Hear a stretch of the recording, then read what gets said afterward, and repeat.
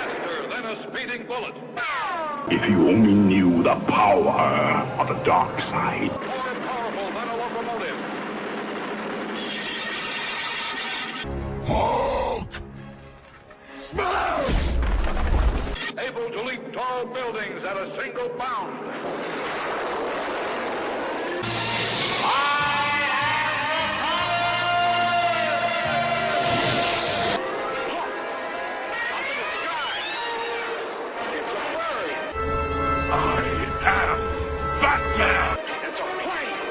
There's more to them than meets the eye. It's Superman!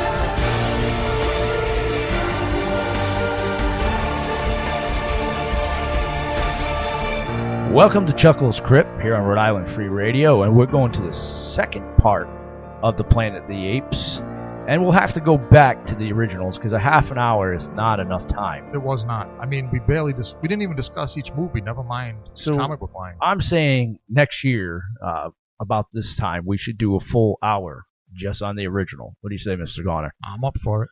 And if you don't like that, duff. But if you're listening to my show, you enjoy that. And I do enjoy the remakes, and a lot of people sat back and they cringe. And I thought Tim Burton's, however, is my favorite out of the remakes because he kept the costumes on. Now, who was responsible for the first remake? I think that's Mr. Burton that was responsible for that one. Okay, because I will say that I was watching the first remake, and I didn't have too many problems with it up until the end. I mean, that supposedly surprise ending with the ape sitting in the Lincoln Memorial, the statue of the ape instead of President Lincoln. First of all, you knew it was coming. Right. Second of all, it was just stupid. Well, it kind of pissed me off because they never made a second movie. But it was kind of like a teaser that never happened. And it was also a teaser that made no sense because how did that turn of events happen? I don't know. I'm sure we would have found out how in the next movie, but we didn't because there wasn't a next movie, and because the ratings weren't there and the money was just too much, and it just never happened. The costumes were cool. The artist that was in charge of putting that together, he had pretty much kept the costumes the same, except for the one part where he made it so the teeth were not as visible as in the first one. So we kept pretty much the same outfits. She just modded the armor up and everything, and it had that feel to me when they first started that, like it was Planet of the Apes. No, it did. I agree with you. To me, it was the ending that shot the hell out of the whole movie. Right, and even the reverse role of the actors sitting there saying, "Get your damn it was dirty human hands off me" type deal, or ape, whatever it was. They reversed it. Charlton Heston's version. That was humorous. I appreciated it. And they showed their bits and pieces, their respects for the first one with the statue and all the other stuff. I enjoyed it immensely. There was a lot of people that did not. And I say, well, that's your opinion. DC, or not DC, excuse me. I say DC because they are partial owners in Dark Horse. Dark Horse would release a comic book based off Tim Burton's Planet of the Apes. And again, I think it failed. I've picked up a couple series of that, and I think I paid $1 for 4, which was a complete series. Okay, so if there's 2 tries that failed, I mean, Marvel's, like I said, their hearts weren't in it, obviously. But if it fails twice, I mean, is it possible that some subjects just don't translate to comics? I don't think this one does. And the artwork was great in it.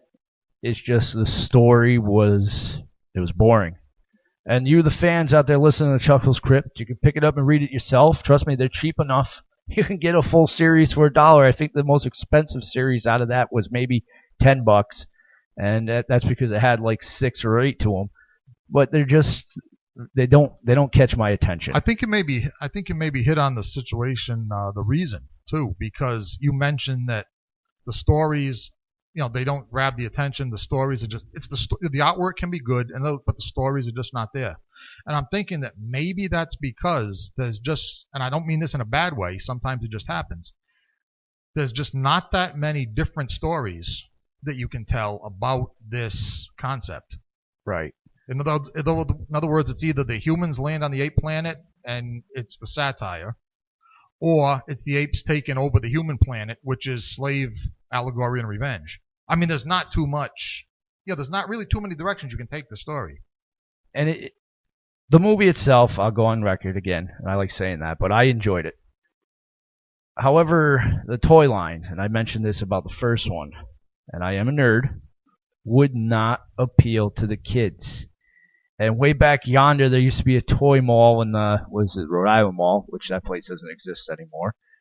And I still remember seeing those action figures there saying, I can't afford those. Because at the time when they came out, they were like $14 a piece, and the deluxe ones were like $30 a piece. Yeah, well, there was never the regular plain old line of action figures. Right? It was always the collector's edition of this, that, and the other thing, wasn't it? Well, they had toys for them, and they were the new series. Right, and I couldn't afford to grab them.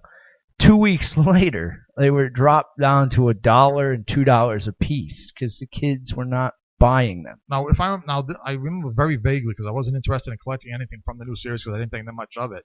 But was the quality there? Oh yeah, they were really. It was. Okay. They were really nicely done action figures there, or dolls, as Mr. Jones would say. They were really nicely done. I never took them out of the package, so I don't know if they fell apart when you took them out of the package, like Todd McFarlane's toys there. When he takes them out, they break. But they were really nicely done. But again, the kids weren't grabbing to this. It was, and you saw who was collecting the action figures. It was the guys in their 20s and 30s that were picking these up. Kind of the bestiality folks that have a thing for Zero. Right. It didn't go towards the kiddos. And we're going to get back to what I call the second remake in a little bit. But I'm very excited to announce here on Rhode Island Free Radio on Chuckles Crypt, I'm going to play one of Weezer's brand new songs. You heard it here on Chuckles Crypt. Back to the Shack.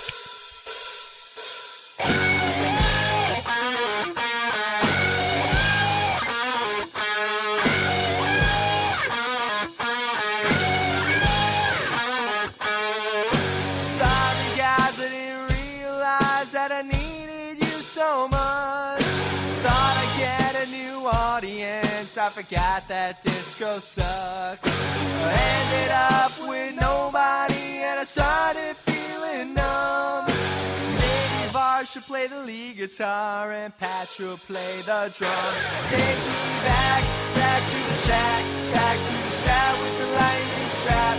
Kicking the door, all hardcore, rocking out like it's 94. Let's turn up the radio, turn off those stupid shows. I know where we need to go. Back to the shack. Finally settled down with my girl and I made up with my dad. Had to go and make a few mistakes so I could find out who I am. Landed all of my feelings out, even if it means I fail. 'Cause this is what I was meant to do, and you can't put that on sale.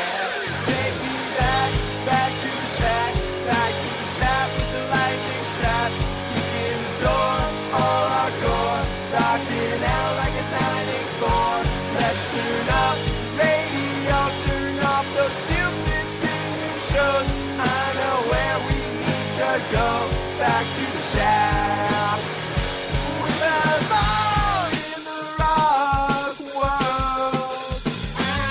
This is what we wanna do. And we die in obscurity. Oh well, at least we rest somehow.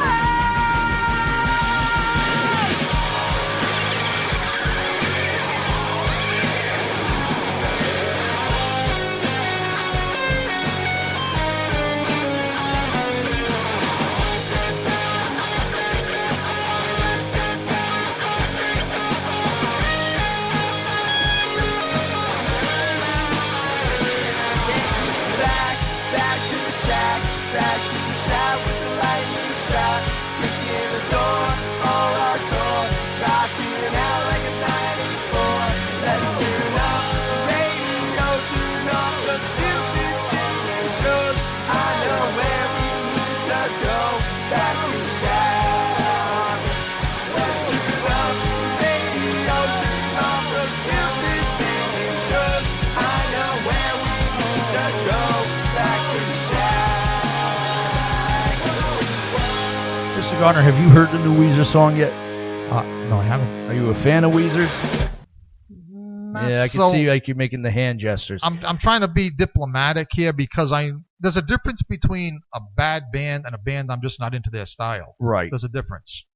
Now I'm sitting back and I'm seeing the age that they are, and I'm starting to feel a little old, especially when the song comes out and I hear kids say on the side of me, "Who's Weezer?" I know I've reached that age. Yeah, if the kid saying it is about 15, then yes, you have a problem. Yeah, we do, and that's what I'm getting to with the Planet of the Apes. I don't think it is taken well for the kids. I think it's lived its time, and it will be forever one of those cult favorite movies amongst everybody. But keep rebooting it and wasting money on it, and it did do well, very well in the theater, the new one. It's just it didn't hang in there long enough because you had other bigger and badder movies that come in and knocked it right out. And plus, the cultists, so to speak, like you just said, saw it. Right. I mean, so it's a devoted bunch, but just not enough. No, I was very hesitant to see the second time they remade this. Very hesitant. To the point where I wasn't going to pay to see it. And I did not. I'll go on record to say I did not pay to see that. You snuck in. Yes, I snuck in. I did see the movie, and I was surprised. I sat back and I said, all right, this was pretty good. Well, that's because if you had paid $9, it wouldn't have been worth $9. But since you snuck in and saw it, since it cost you nothing, it was better than the price of admission. Right, it was. And this one came out in 2011, so it's pretty recent. And I still remember telling Nurse Misery, I'm not going to that. I'm like, I refuse to sit down and see a remake of a remake because I'm getting tired of Hollywood do this, and I know everybody is. And then I watched it and I said, this should have been the movie that replaced Tim Burton's. And I like Tim Burton's, but this should have been the one that came out, not Tim Burton's. I'll go right on record saying, as you quite correctly point out, I'm not a big fan of CGI effects. But no, I guess reboot is the word they call it, not so much a remake, a reboot, is they did a good job with the story. I mean, one of the things I liked about it, which even as a kid, I remember not liking about the original Planet of the Apes, is that you couldn't see back in the original series, and I guess only like nerds like us would think about these things, but you couldn't see how today's, the present in the movies now, the present day monkeys and gorillas would, in the space of maybe 100 years, turn into the creatures that rule the Planet of the Apes. You know what I'm saying? In other words, they'd go from today's chimpanzees to Cornelius and Zera. In other words, there was no explanation for that. Right, and this is